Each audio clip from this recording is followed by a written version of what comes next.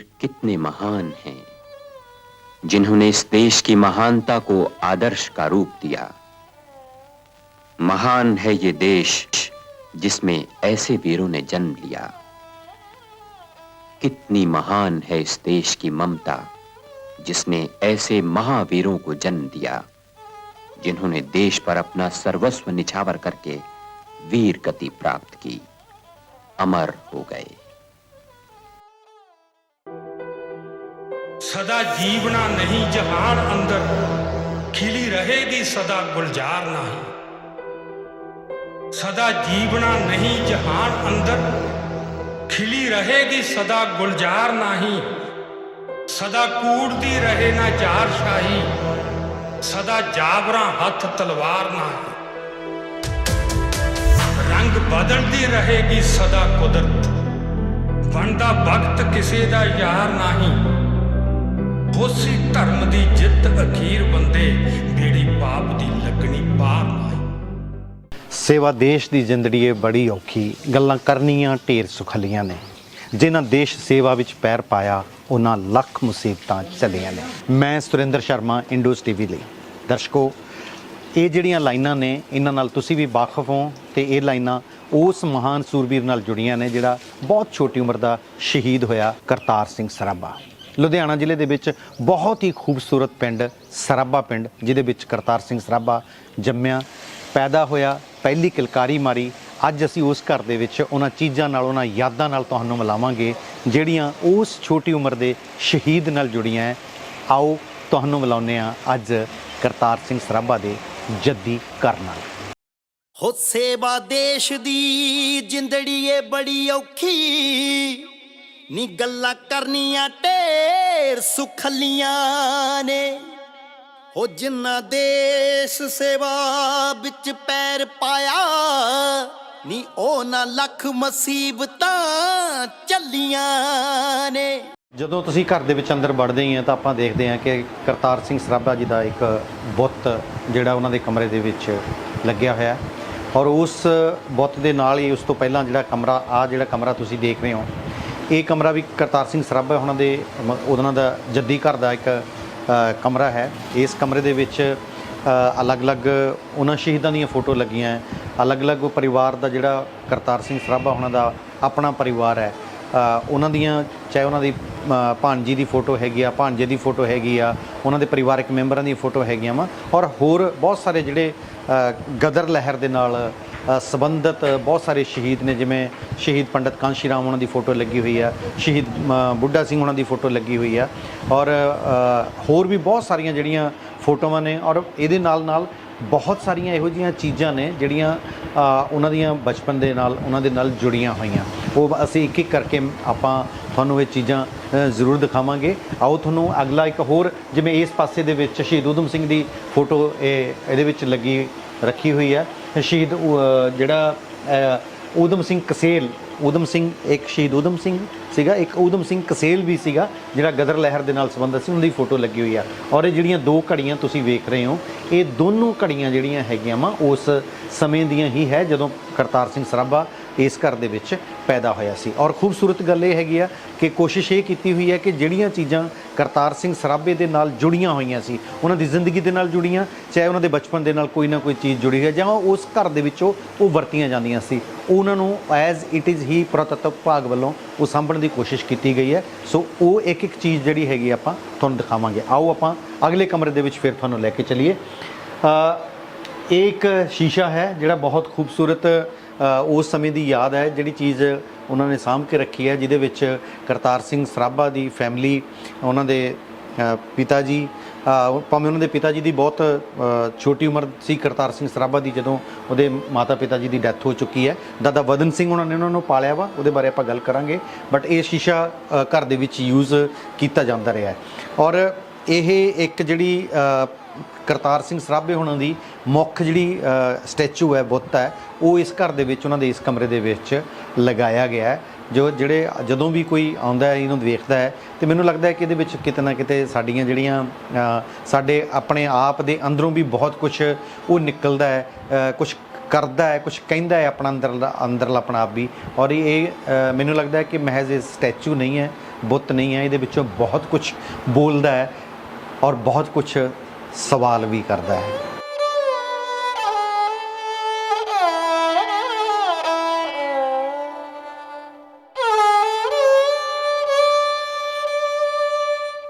ਵੈਸੇ ਤਾਂ ਦੋਸਤੋ ਤੁਸੀਂ ਕਰਤਾਰ ਸਿੰਘ ਸਰਾਭੇ ਬਾਰੇ ਲਗਭਗ ਸਾਰੇ ਜਾਣਦੇ ਹੋ, ਪਰ ਇਹ ਵੀ ਸੱਚ ਹੈ ਕਿ ਨਵੀਂ ਪੀੜ੍ਹੀ ਉਨਾ ਨਹੀਂ ਜਾਣਦੀ ਜਿੰਨਾ ਉਹਨੂੰ ਜਾਣਨਾ ਚਾਹੀਦਾ ਹੈ। ਕਰਤਾਰ ਸਿੰਘ ਸਰਾਭਾ ਸਰਾਭੇ ਪਿੰਡ ਦੇ ਵਿੱਚ 24 ਮਈ 1896 ਨੂੰ ਪੈਦਾ ਹੋਇਆ।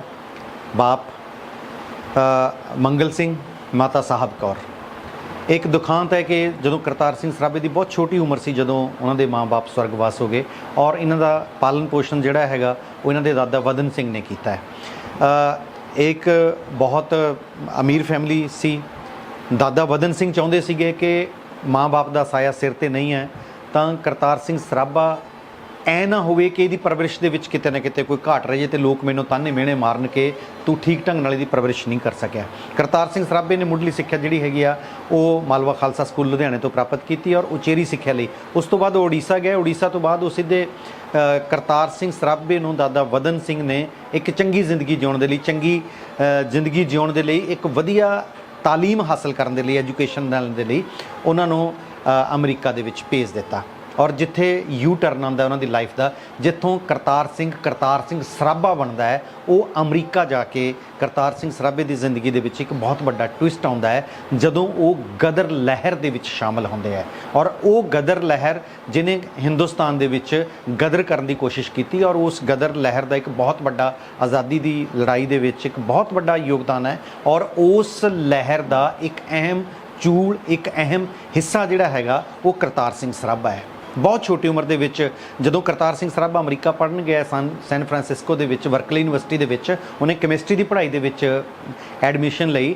ਪਰ ਜਦੋਂ ਉਹਨੇ ਦੇਖਿਆ ਕਿ ਉੱਥੇ ਲਿਖਿਆ ਹੈ ਕਿ Indians and dogs are not allowed, ਹੋਟਲਾਂ ਦੇ ਬਾਹਰ ਉਹਨੇ ਪੜ੍ਹਿਆ ਹੈ, ਲਿਖਿਆ, ਉਹਨੂੰ ਪਤਾ ਲੱਗਿਆ ਕਿ ਇੰਡੀਅਨਸ ਦੀ ਜਿਹੜੀ ਇੱਥੇ ਬੁੱਕਤ ਹੈ ਉਹ ਕੁੱਤਿਆਂ ਨਾਲੋਂ ਵੀ ਭੈੜੀ ਹੈ।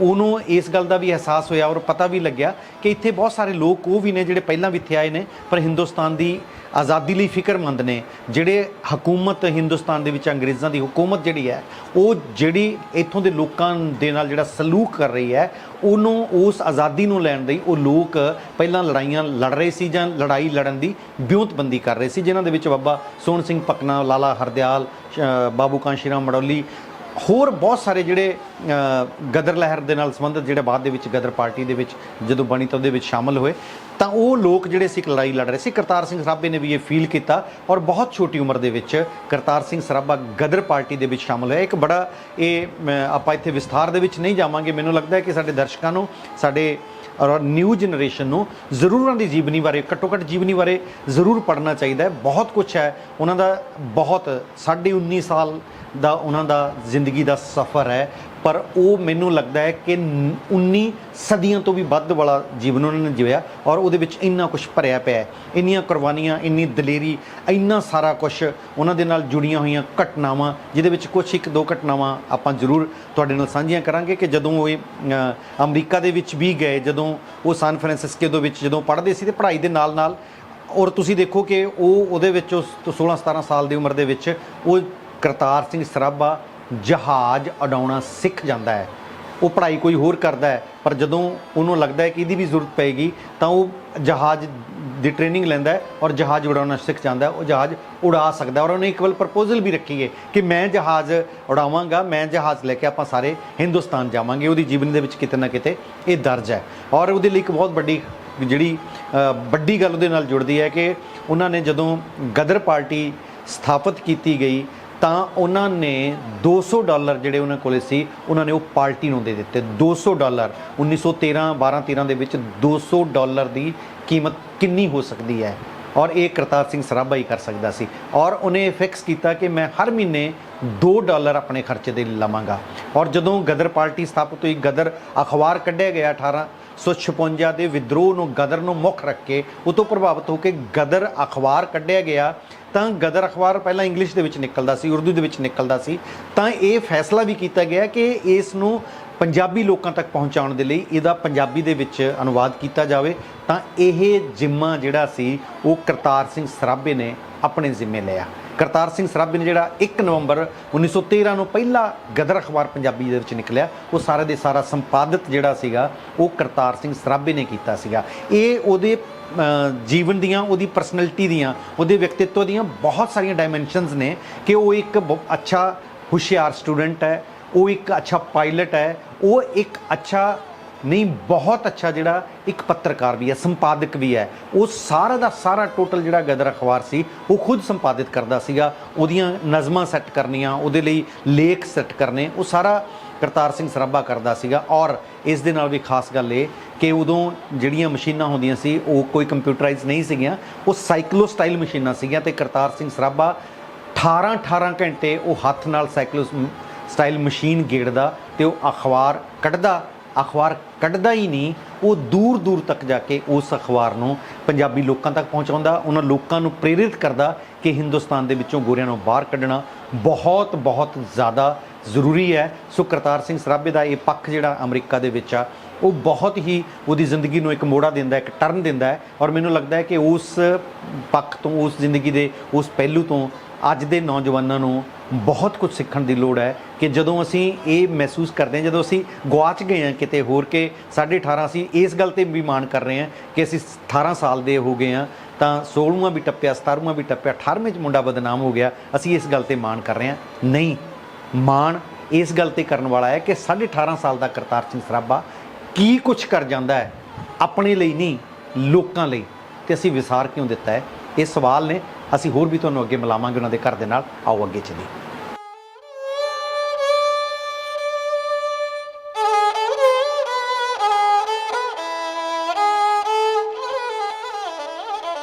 ਕਮਰੇ ਦੇ ਵਿੱਚ ਉਹ ਚੀਜ਼ਾਂ ਜਿਹੜੀਆਂ ਕਰਤਾਰ ਸਿੰਘ ਸਰਾਭੇ ਦੇ ਨਾਲ ਕਿਸੇ ਨਾ ਕਿਸੇ ਰੂਪ ਦੇ ਵਿੱਚ ਜੁੜੀਆਂ ਹੋਈਆਂ। ਔਰ ਇਹਦੇ ਵਿੱਚ ਇੱਕ ਗੱਲ ਇਹ ਵੀ ਹੈਗੀ ਕਿ ਦਰਸ਼ਕ ਜਿਹੜੀਆਂ ਬਹੁਤ ਸਾਰੀਆਂ ਚੀਜ਼ਾਂ ਜਿਹੜੀਆਂ ਅਸੀਂ ਭੁੱਲ ਚੁੱਕੇ ਹਾਂ। ਆ ਇੱਕ ਸੰਦੂਕ ਹੈ ਜਿਹੜਾ ਪੁਰਾਣੇ ਸਮੇਂ ਦੇ ਵਿੱਚ ਅਸੀਂ ਆਪਣਾ ਸਮਾਨ ਵਗੈਰਾ ਰੱਖਣ ਲਈ ਬਹੁਤ ਸਾਰੀਆਂ ਚੀਜ਼ਾਂ, ਕੀਮਤੀ ਚੀਜ਼ਾਂ ਵੀ ਇਹਦੇ ਵਿੱਚ ਰੱਖੀਆਂ ਜਾਂਦੀਆਂ ਹੁੰਦੀਆਂ ਸੀ। ਅੱਜ ਕੱਲ੍ਹ ਇਹ ਅਲੋਪ ਹੋ ਗਿਆ, ਬਟ ਕਰਤਾਰ ਸਿੰਘ ਸਰਾਭੇ ਦੇ ਨਾਲ ਜੁੜਿਆ ਹੋਇਆ ਉਹਨਾਂ ਸਮਿਆਂ ਦੇ ਵਿੱਚੋਂ ਇਹ ਚੀਜ਼ਾਂ ਜਿਹੜੀਆਂ ਉਹਨਾਂ ਨੇ ਵਿਭਾਗ ਨੇ ਰੱਖੀਆਂ ਹੋਈਆਂ। ਚਰਖਾ ਪਿਆ ਹੈ ਉਸ ਸਮੇਂ ਦਾ, ਬਿਲਕੁਲ ਜਿਹੜਾ ਉਹਨਾਂ ਦੇ ਸ਼ਾਇਦ ਦਾਦੀ ਜੀ ਮੈਨੂੰ ਲੱਗਦਾ ਕਿ ਇਹਨੂੰ ਜ਼ਰੂਰੀ ਯੂਜ਼ ਕਰਦੇ ਹੋਣਗੇ। ਇੱਕ ਆ ਜਿਹੜੀ ਅੱਜ ਦੇ ਸਮੇਂ ਦੇ ਵਿੱਚ ਇਹਨੂੰ ਪੇਟੀ ਕਹਿੰਦੇ ਆ, ਜਿਹੜੀ ਉਹ ਸਾਂਭ ਕੇ ਰੱਖੀ ਹੈ। ਔਰ ਇੱਕ ਬਹੁਤ ਹੀ ਖੂਬਸੂਰਤ ਚੀਜ਼ ਜਿਹੜੀ ਇਹ ਇੱਕ ਆਰਾਮ ਕੁਰਸੀ ਜਿਹੜੀ ਹੈਗੀ ਆ, ਔਰ ਇਹ ਉਸੇ ਸਮੇਂ ਦੀ ਇਸ ਘਰ ਦੇ ਵਿੱਚ ਪਈ ਹੈ। ਔਰ ਇਹਦਾ ਜੁੜਾਵ, ਇਹਦਾ ਲਗਾਵ ਜਿਹੜਾ ਹੈਗਾ ਉਹ ਕਰਤਾਰ ਸਿੰਘ ਸਰਾਭਾ ਜੀ ਦਾ, ਜਿਹਨਾਂ ਦੀ ਫੈਮਿਲੀ ਦੇ ਨਾਲ ਜ਼ਰੂਰ ਜੁੜਿਆ ਰਿਹਾ ਹੈ। ਮੈਂ ਅੱਗੇ ਤੁਹਾਨੂੰ ਹੋਰ ਇੱਕ ਕਮਰੇ ਦੇ ਵਿੱਚ ਲੈ ਕੇ ਜਾਣਾ ਚਾਹਾਂਗਾ।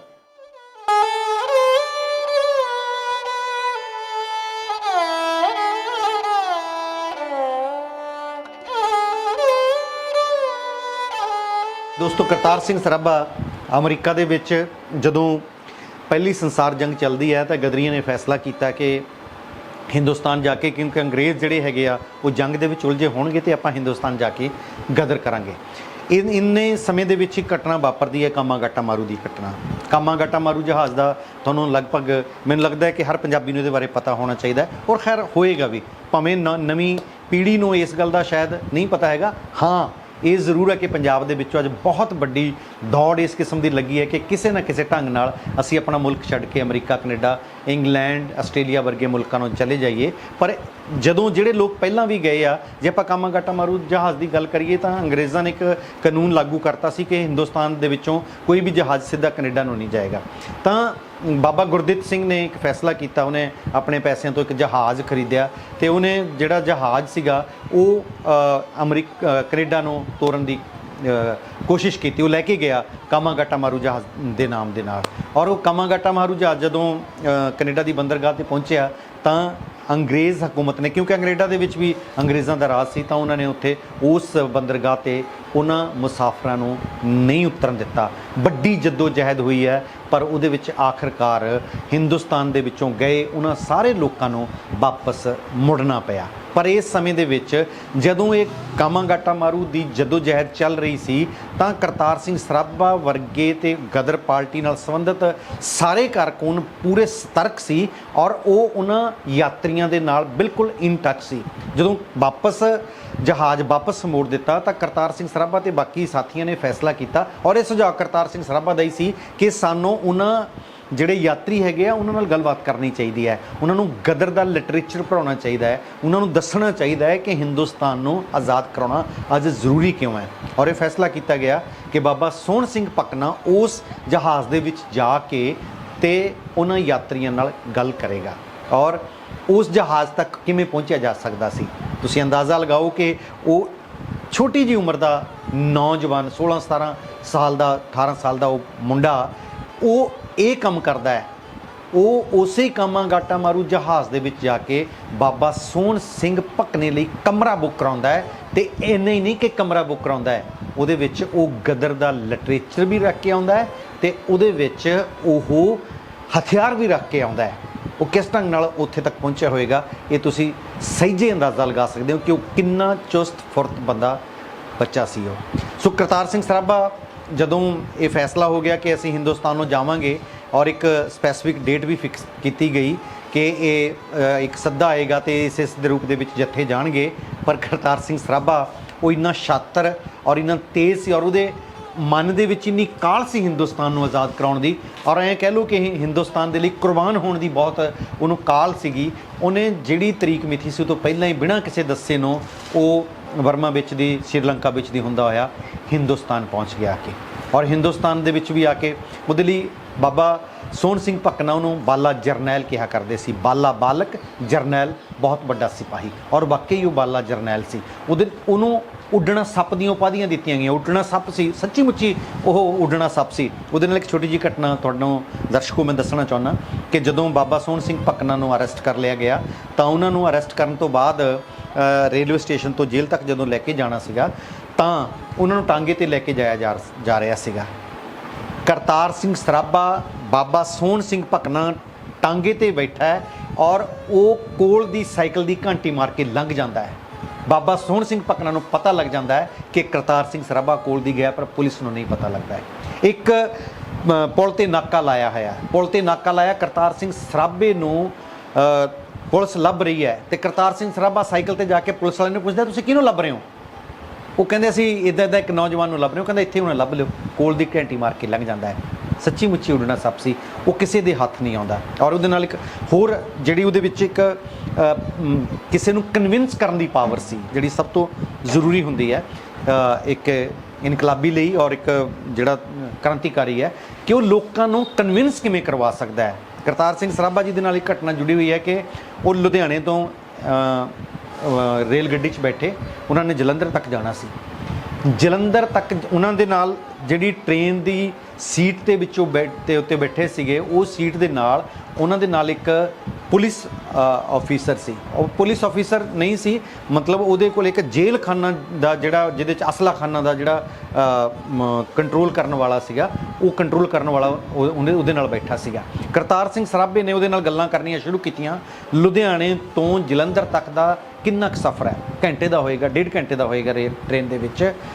ਤੁਸੀਂ ਅੰਦਾਜ਼ਾ ਲਗਾਓ ਕਿ ਕਰਤਾਰ ਸਿੰਘ ਸਰਾਭਾ ਜਦੋਂ ਜਲੰਧਰ ਪਹੁੰਚਿਆ ਤਾਂ ਉਸ ਅਸਲਾ ਖਾਨਾ ਦਾ ਜਿਹੜਾ ਇੰਚਾਰਜ ਸੀ ਉਹਨੇ ਆਪਣੀਆਂ ਚਾਬੀਆਂ ਕਰਤਾਰ ਸਿੰਘ ਸਰਾਭੇ ਨੂੰ ਸੌਂਪ ਦਿੱਤੀਆਂ ਕਿ ਆਹ ਚੱਕ, ਜਿਹੜਾ ਵੀ ਅਸਲਾ ਤੂੰ ਉੱਥੇ ਜੋ ਕੱਢਣਾ ਹੈ ਉਹ ਫਿਰੋਜ਼ਪੁਰ ਛਾਉਣੀ ਦੇ ਵਿੱਚੋਂ ਉਹ ਤੂੰ ਕੱਢ ਸਕਦਾ ਹੈ। ਇਹ ਕਰਤਾਰ ਸਿੰਘ ਸਰਾਭੇ ਦੇ ਵਿੱਚ ਕਿਸੇ ਨੂੰ ਕਨਵਿੰਸ ਕਰਾਉਣ ਦੀ ਪਾਵਰ ਸੀ। ਔਰ ਇਸ ਤੋਂ ਵੱਡੀ ਗੱਲ ਕੀ ਹੋ ਸਕਦੀ ਹੈ ਕਿ ਜਿਹੜੇ ਜਦੋਂ ਹਿੰਦੁਸਤਾਨ ਦੇ ਵਿੱਚ ਆਇਆ ਤਾਂ ਜਦੋਂ ਉਹ ਮਤਲਬ ਛਾਉਣੀਆਂ ਦੇ ਵਿੱਚ ਗਿਆ ਤੇ ਫੌਜੀਆਂ ਨੂੰ ਉਹਨੇ ਹਥਿਆਰਬੰਦ ਬਗਾਵਤ ਲਈ ਪ੍ਰੇਰਿਤ ਕੀਤਾ। ਫੌਜੀਆਂ ਨੂੰ ਹਥਿਆਰਬੰਦ ਬਗਾਵਤ ਲਈ ਪ੍ਰੇਰਿਤ ਕਰਨਾ ਇਹ ਬਹੁਤ ਵੱਡੀ ਗੱਲ ਸੀ। ਇਹ ਜ਼ਰੂਰ ਹੈ ਕਿ ਗਦਾਰੀਆਂ ਹੋਈਆਂ ਕਰਤਾਰ ਸਿੰਘ ਸਰਾਭੇ ਨਾਲ ਵੀ, ਜਿਹੜਾ ਇਤਿਹਾਸ ਦੇ ਵਿੱਚ ਪਹਿਲਾਂ ਵੀ ਬਹੁਤ ਕੁਝ ਵਾਪਰਦਾ ਰਿਹਾ ਉਹ ਵੀ ਹੋਇਆ। ਕਰਤਾਰ ਸਿੰਘ ਸਰਾਭੇ ਨਾਲ ਵੀ ਉਹ ਕੁਝ ਵਾਪਰਿਆ, ਉਹ ਆਪਾਂ ਅੱਗੇ ਗੱਲ ਕਰਾਂਗੇ ਤੁਹਾਡੇ ਨਾਲ। ਆਓ ਤੁਹਾਨੂੰ ਕਰਤਾਰ ਸਿੰਘ ਸਰਾਭਾ ਦਾ ਇੱਕ ਹੋਰ ਜਿਹੜਾ ਘਰ ਦਾ ਕਮਰਾ ਹੈਗਾ ਵਾ, ਉਹਨਾਂ ਦੀਆਂ ਕੁਝ ਚੀਜ਼ਾਂ ਉਹਨਾਂ ਨੂੰ ਮਿਲਾਈਏ।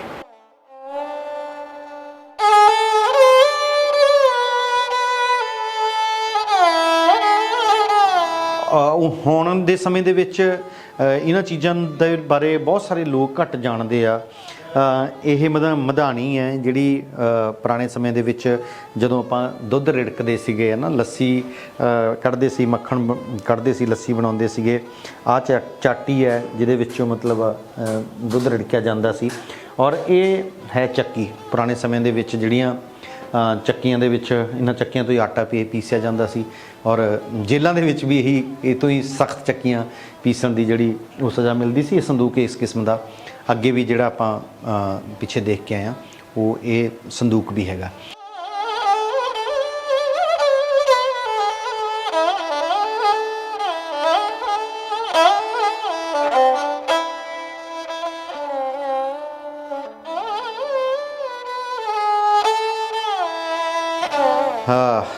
ਤੇ ਇੱਕ ਇਹ ਜਿਹੜੀ ਇਹ ਵੀ ਇੱਕ ਆਰਾਮਦਾਇਕ ਕੁਰਸੀ ਹੈ ਜਿਹੜੀ ਕਰਤਾਰ ਸਿੰਘ ਸਰਾਭਾ ਨਾਲ ਜੁੜੀ ਹੋਈ ਹੈ। ਔਰ ਇਹ ਇਹਨਾਂ ਚੀਜ਼ਾਂ ਦੇ ਵਿੱਚ ਜਿਹੜੀਆਂ ਪੁਰਾਣੀਆਂ ਚੀਜ਼ਾਂ, ਮੈਨੂੰ ਲੱਗਦਾ ਹੈ ਕਿ ਇਹ ਚੀਜ਼ਾਂ ਮਹਿਜ ਚੀਜ਼ਾਂ ਨਹੀਂ ਹੈ, ਇਹਨਾਂ ਚੀਜ਼ਾਂ ਦੇ ਵਿੱਚ ਬਹੁਤ ਸਾਰਾ ਕੁਝ ਭਰਿਆ ਪਿਆ। ਔਰ ਬਹੁਤ ਸਾਰੀਆਂ ਚੀਜ਼ਾਂ ਸਾਨੂੰ ਸਵਾਲ ਵੀ ਕਰਦੀਆਂ ਨੇ, ਸਾਡੇ ਤੇ એનર્ਜੀ ਵੀ ਭਰਦੀਆਂ ਨੇ। ਔਰ ਬਹੁਤ ਕੁਝ ਹੈ ਪੁਰਾਣਾ ਜਿਹੜਾ ਕਲਚਰ ਵੀ ਸਾਨੂੰ ਦੇਖਣ ਨੂੰ ਮਿਲਦਾ ਹੈ। ਕਰਤਾਰ ਸਿੰਘ ਸਰਾਭੇ ਦਾ ਘਰ ਤੁਸੀਂ ਦੇਖੋ ਕਿ ਉਹਨਾਂ ਪੁਰਾਣਾ ਘਰ ਹੈ ਔਰ ਇੰਨੀਆਂ ਖੂਬਸੂਰਤ, ਚਾਹੇ ਇਹਦੀਆਂ ਬਾਰੀਆਂ ਹੋਣ, ਇਹਦੀਆਂ ਚਾਹੇ ਹੋਰ ਜਿਹੜਾ ਕੰਧਾਂ ਹੋਣ, ਚਾਹੇ ਉੱਪਰ ਛੱਤਾਂ ਹੋਣ, ਬਹੁਤ ਸਟਰੋਂਗ ਸੀਗੀਆਂ। ਔਰ ਉਨੇ ਹੀ ਮਜ਼ਬੂਤ ਇਰਾਦੇ ਵਾਲੇ ਉਹ ਲੋਕ ਸਨ ਜਿਹੜੀਆਂ ਪੁਰਾਣੀਆਂ ਆਪਣੇ ਕੋਲੇ ਬਾਰੀਆਂ ਹੁੰਦੀਆਂ। ਸੋ ਕਰਤਾਰ ਸਿੰਘ ਸਰਾਭਾ ਦਾ ਆ ਜਿਹੜਾ ਇੱਕ ਖੂਬਸੂਰਤ ਉਹਨਾਂ ਦੇ ਨਾਲ ਜੁੜੀਆਂ ਹੋਈਆਂ ਯਾਦਾਂ, ਉਹਨਾਂ ਦਾ ਘਰ, ਭਾਵੇਂ ਇਹ ਉਸ ਲੈਵਲ 'ਤੇ ਇੱਕ ਬਹੁਤ ਵੱਡਾ ਮਿਊਜ਼ੀਅਮ ਨਹੀਂ ਬਣਾਇਆ ਗਿਆ ਹੈ, ਪਰ ਫਿਰ ਵੀ ਮੈਨੂੰ ਲੱਗਦਾ ਹੈ ਕਿ ਜਿੰਨਾ ਕੁਝ ਵੀ ਹੈ, ਇਹ ਇੰਨੀਆਂ ਚੀਜ਼ਾਂ, ਇੰਨੀਆਂ ਵਸਤਾਂ, ਇਹ ਮਹਿਜ ਵਸਤਾਂ ਨਹੀਂ ਹੈ, ਇਹ ਯਾਦਾਂ ਵੀ ਨੇ ਤੇ ਬਹੁਤ ਵੱਡੇ ਸਵਾਲ ਵੀ ਨੇ, ਤੇ ਸਵਾਲਾਂ ਤੋਂ ਭੱਜਿਆ ਨਹੀਂ ਜਾ ਸਕਦਾ।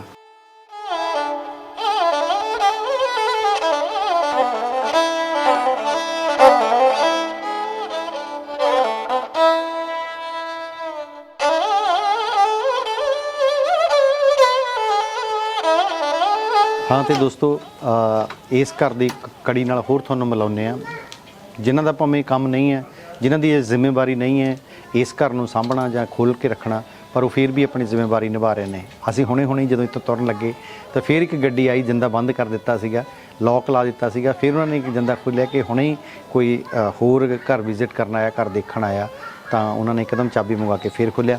ਆਓ ਤੁਹਾਨੂੰ ਇੱਕ ਮਿਲਾਉਂਦੇ ਅਸੀਂ ਹੋਰ ਬਹੁਤ ਹੀ ਖੂਬਸੂਰਤ ਸ਼ਖਸ ਨਾਲ ਜਿਹੜੇ ਦੀ ਦੇਖਭਾਲ ਕਰਦੇ ਨੇ। ਸਤਿ ਸ਼੍ਰੀ ਅਕਾਲ ਬਾਈ ਜੀ। ਸਤਿ ਸ੍ਰੀ ਅਕਾਲ। ਤੁਹਾਡਾ ਨਾਮ ਕੀ ਹੈ ਜੀ? ਹਰਜਿੰਦਰ ਸਿੰਘ। ਹਰਜਿੰਦਰ ਸਿੰਘ। ਬਾਈ ਜੀ, ਤੁਸੀਂ ਕਿੰਨੇ ਸਮੇਂ ਤੋਂ ਇੱਥੇ ਇਹਦੇ ਨਾਲ ਜੁੜੇ ਹੋਏ ਹੋ? ਇਹ ਸ਼ਹੀਦ ਕਰਤਾਰ ਸਿੰਘ ਸਰਾਭਾ ਜੱਦੀ ਘਰ ਦੇ ਸਾਹਮਣੇ ਦੁਕਾਨ ਆ ਜੀ ਆਪਣੀ। ਠੀਕ ਹੈ ਜੀ। ਜਿਹੜੀ ਦੁਕਾਨ ਤੁਹਾਡੀ ਆਹ ਸਾਹਮਣੇ ਹੈਗੀ ਆ, ਹਰਜਿੰਦਰ ਸਿੰਘ, ਹਾਂਜੀ, ਜਿਹੜਾ ਤੁਸੀਂ ਡਾਈ ਦਾ ਕੰਮ ਕਰਦੇ ਹੋ? ਹਾਂਜੀ ਹਾਂਜੀ। ਤੇ ਤੁਸੀਂ ਇੱਥੇ ਕਿੰਨੇ ਤੋਂ ਕਿੰਨੇ ਵਜੇ ਤੱਕ, ਇਹ ਮਤਲਬ ਇੱਥੇ ਐਕਚੁਅਲੀ ਡਿਊਟੀ ਕੀਤੀ ਹੈ? ਐਕਚੁਅਲੀ ਜੰਮੂ ਤੋਂ ਬੰਦਾ। ਅੱਛਾ। ਮਹਿਕਮੇ ਦਾ ਜਿਹੜਾ ਪੂਰਾ ਤੱਤ ਵਿਭਾਗ ਵੱਲੋਂ ਇੰਪਲਾਈ ਮੁਲਾਜ਼ਮ ਹੈਗਾ, ਬਟ ਤੁਸੀਂ ਜ਼ਿਆਦਾ ਦੇਖਭਾਲ ਕਰਦੇ ਹੋ ਜਿਹੜਾ ਵੀ ਕੋਈ ਆਉਂਦਾ। ਹੁਣ ਵੀ ਤੁਸੀਂ ਮਤਲਬ ਜਾਣਾ ਸੀਗਾ ਸਾਡੇ ਕਰਕੇ ਥੋੜਾ ਲੇਟ ਹੋਏ ਹੋ, ਪਰ ਤੁਹਾਨੂੰ ਲੱਗਦਾ ਨਹੀਂ ਹੈਗਾ ਕਿ ਇਦਾਂ ਵੀ ਯਾਰ ਮੈਂ ਕਾਹਦੇ ਲਈ ਇਸ ਪੰਗੇ ਵਿੱਚ ਪਾਵਾਂ, ਮੇਰਾ ਕੰਮ ਨਹੀਂ ਹੈਗਾ? ਮੈਂ ਹੁਣ ਤੁਸੀਂ ਜਿਵੇਂ ਹੁਣ ਬੰਦੇ ਆ ਗਏ ਹੈ ਨਾ, ਤੁਸੀਂ ਉਹਨਾਂ ਨੂੰ ਵੀ ਦਿਖਾਉਣ ਲਈ ਇੱਕਦਮ ਉਹ ਖੋਲ੍ਹ ਦਿੱਤਾ, ਹਾਲਾਂਕਿ ਟਾਈਮ ਨਹੀਂ ਹੈਗਾ। ਇਹਦਾ ਅਸਲੀ ਟਾਈਮ ਕੀ ਹੈ ਪਹਿਲਾਂ ਤੁਸੀਂ ਇਹ ਦੱਸੋ ਸਾਨੂੰ। ਅਸਲੀ ਜੀ 9 ਤੋਂ 5। 9 ਤੋਂ 5। ਪਰ ਜਿਵੇਂ ਤੁਸੀਂ ਮਤਲਬ ਦੁਕਾਨ ਦੇ ਵਿੱਚ, ਇੱਥੇ ਸਾਹਮਣੇ ਤੁਹਾਡੀ ਦੁਕਾਨ ਆ, ਤੁਸੀਂ ਲੋਕ ਆਉਂਦੇ ਆ ਤਾਂ ਤੁਸੀਂ ਮਤਲਬ ਜੇ ਬਾਅਦ ਚ ਵੀ ਆਉਂਦੇ ਤਾਂ ਵੀ ਤੁਸੀਂ ਸੇਵਾ ਭਾਵ ਨਾਲ ਖੋਲ੍ਹ ਦਿੰਦੇ ਹੋ? ਅਸੀਂ ਤਾਂ ਜੀ ਬਹੁਤ ਭਾਗਾਂ ਵਾਲੇ ਸਮਝਦੇ ਹਾਂ ਜੀ, ਕਿਉਂਕਿ ਸੋਚਿਆ ਨਹੀਂ ਸੀਗਾ ਵੀ ਇਹ ਪਿੰਡ ਦੇ ਵਿੱਚ ਦੁਕਾਨ ਕਰਾਂਗੇ ਜੀ। ਕਿਉਂ ਕੰਮ ਮੈਂ ਕਿਤੇ ਹੋਰ ਕਰਦੇ, ਮੰਡੀਆਂ ਦੇ ਕੰਮ ਸਿੱਖਿਆ। ਅੱਛਾ ਜੀ। ਤੇ ਪਿੰਡ ਬਾਰੇ ਮੈਂ ਸੋਚਿਆ ਨਹੀਂ ਸੀਗਾ, ਪਰ ਜਿਵੇਂ ਕੁਦਰਤ ਨੇ ਲੈ ਕੇ ਆਉਂਦਾ ਜੀ, ਇਹ ਤਾਂ ਕੁਦਰਤ ਸਮਝ ਲਓ ਚਾਹੇ ਚਮਤਕਾਰ ਸਮਝ ਲਓ, ਤੁਸੀਂ ਬਸ ਉਹਦੀ ਸੇਵਾ ਨਿਭਾ ਰਹੇ ਹਾਂ ਜੀ। ਠੀਕ ਹੈ। ਹਾਂਜੀ। ਇਹਦਾ ਇੱਕ ਮੈਨੂੰ ਇਹ ਵੀ ਦੱਸਿਓ ਤੁਸੀਂ ਥੋੜਾ ਜਿਹਾ, ਜਿਵੇਂ ਇਸ ਮੈਨੂੰ ਤਾਂ ਲੱਗਦਾ ਸੀ ਕਿ ਸ਼ਾਇਦ ਤੁਸੀਂ ਇਸੇ ਪਿੰਡ ਦੇ ਹੋ, ਪਰ ਤੁਸੀਂ ਤੁਹਾਡਾ ਪਿੰਡ ਜਿਹੜਾ ਗੁੱਜਰਵਾਲ ਹੈ ਤੇ ਇੱਥੇ ਤੁਸੀਂ ਦੁਕਾਨ ਕੀਤੀ ਹੈ। ਜਿਵੇਂ ਆਹ ਘਰ ਹੈਗਾ ਵਾ, ਇਹਦਾ ਇੱਥੋਂ ਦੀ ਜਿਹੜੀ ਅੱਜ ਦੇ ਆਲੇ ਦੁਆਲੇ ਦੇ ਨੌਜਵਾਨ ਹੈਗੇ ਆ ਜਾਂ ਪਿੰਡ ਦੇ ਵਿੱਚ ਵੀ ਜਿਹੜੇ ਨੌਜਵਾਨ ਹੈਗੇ ਆ, ਉਹਨਾਂ ਦਾ ਕਿੰਨਾ ਕੁ ਪ੍ਰਭਾਵ ਕਬੂਲਦੇ ਹੈ ਜਾਂ ਕਿੰਨਾ ਕੁ ਉਹਨਾਂ ਤੇ ਅਸਰ ਹੈਗਾ ਕਰਤਾਰ ਸਿੰਘ ਸਰਾਭੇ ਦਾ? ਬਾਕੀ ਤਾਂ ਆਪਾਂ ਅੰਦਾਜ਼ਾ ਹੀ ਲਾ ਸਕਦੇ ਹਾਂ। ਵੈਸੇ ਕੁਛ ਕੁ ਹੈਗੇ ਨੇ, 100 ਦੇ ਵਿੱਚੋਂ 25% ਹੈਗੇ ਜਿਹੜੇ ਇਹਨਾਂ ਨੂੰ ਅਸਲ ਦੇ ਵਿੱਚ ਸਮਝਦੇ, ਗੁਪਤਾ ਜੀ ਜਿਹੜਾ ਮਤਲਬ ਸਮਝਦੇ ਆ, ਉਹ ਸ਼ੋਅ ਕੋਈ ਨਹੀਂ ਹੈ।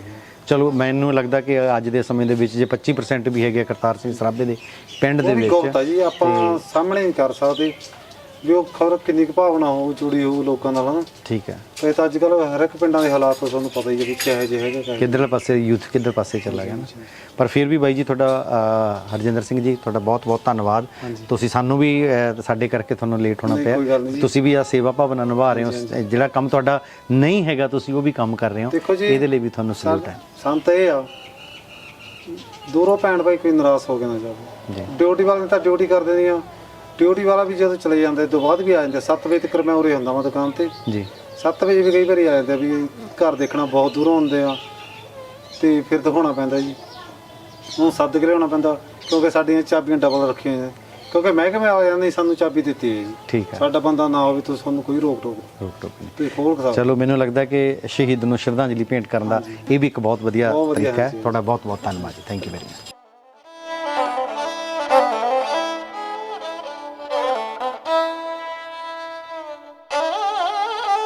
ਜਦੋਂ ਗਦਰ ਫੇਲ ਹੋ ਗਿਆ ਤਾਂ ਕਰਤਾਰ ਸਿੰਘ ਸਰਾਭਾ ਤੇ ਉਸਦੇ ਸਾਥੀ ਥੋੜ੍ਹੇ ਨਿਰਾਸ਼ ਜ਼ਰੂਰ ਹੋਏ। ਉਹਨਾਂ ਨੇ ਫੈਸਲਾ ਕੀਤਾ ਕਿ ਇਸ ਹਿੰਦੁਸਤਾਨ ਦੇ ਵਿੱਚ ਫਿਰ ਰਹਿ ਕੇ ਕਰਨਾ ਕੀ ਹੈ, ਜਦੋਂ ਲੋਕਾਂ ਨੂੰ ਇੰਨੀ ਸਮਝ ਨਹੀਂ ਕਿ ਜਿਨ੍ਹਾਂ ਲਈ ਅਸੀਂ ਲੜਾਈ ਲੜ ਰਹੇ ਹਾਂ ਉਹ ਲੋਕ ਸਾਡਾ ਸਾਥ ਨਹੀਂ ਦੇ ਰਹੇ। ਉਹਨਾਂ ਨੇ ਫੈਸਲਾ ਕੀਤਾ ਕਿ ਹਿੰਦੁਸਤਾਨ ਛੱਡ ਦਿੱਤਾ ਜਾਵੇ ਤੇ ਕਰਤਾਰ ਸਿੰਘ ਸਰਾਭਾ ਤੇ ਉਹਦੇ ਸਾਥੀ ਕਾਬਲ ਦੀ ਸਰਹੱਦ ਵੱਲ ਗਏ। ਜਦੋਂ ਕਾਬਲ ਦੇ ਪਹੁੰਚੇ ਤਾਂ ਕਰਤਾਰ ਸਿੰਘ ਸਰਾਭੇ ਦੇ ਮਨ ਦੇ ਵਿੱਚ ਖਿਆਲ ਆਇਆ ਕਿ ਭੱਜਣਾ ਕਿਉਂ ਹੈ, ਭੱਜਣਾ ਸ਼ੇਰਾਂ ਦਾ ਕੰਮ ਨਹੀਂ ਹੈ। ਤੇ ਉਹਨੇ ਗਦਰ ਦੀਆਂ ਗੂੰਜਾਂ ਦੇ ਵਿੱਚੋਂ ਕਵਿਤਾ ਦੀਆਂ 2 ਲਾਈਨਾਂ ਉਚਾਰੀਆਂ।